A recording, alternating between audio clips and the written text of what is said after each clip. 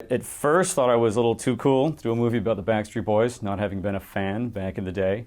But once I got to talk to them and really heard what they wanted out of this experience, I jumped on it. It was really, I'm really glad I did. Yeah, they wanted to do something kind of honest and open. They weren't really looking for a big promotional puff piece.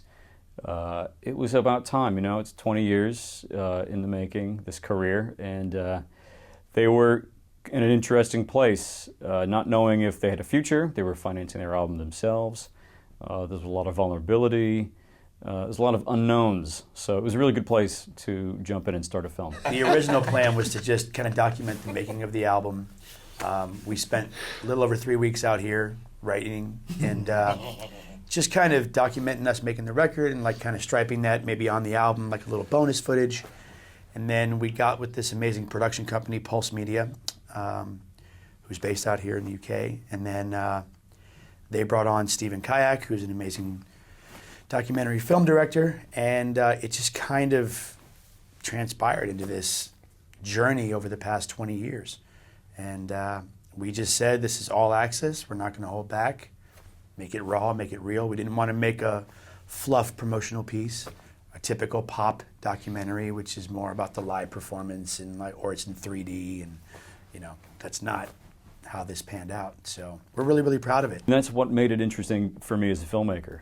You know, they really wanted to be unedited.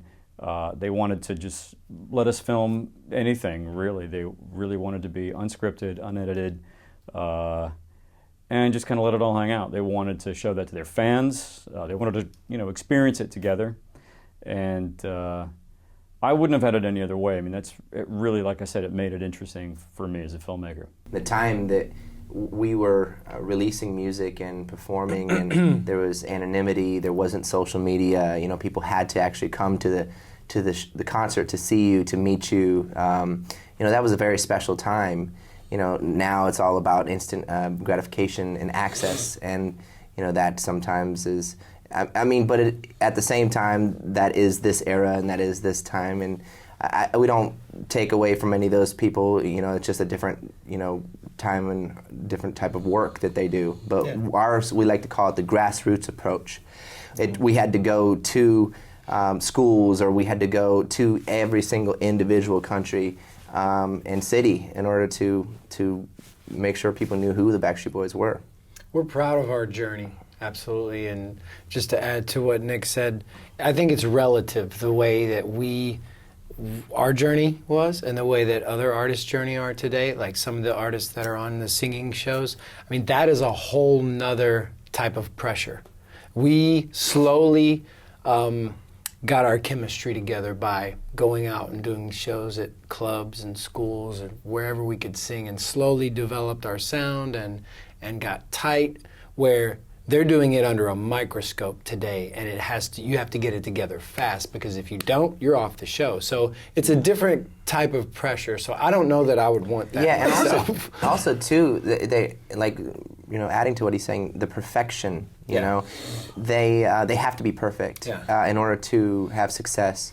We had the opportunity to grow. Just elaborating on that a little bit more, I don't think that we were perfect in the beginning, and that's kind of what this documentary actually shows, that it took a while for us to grow into this magical situation. I think that's just our story and our path. But as we were growing together and as young men, we were also growing in people's hearts.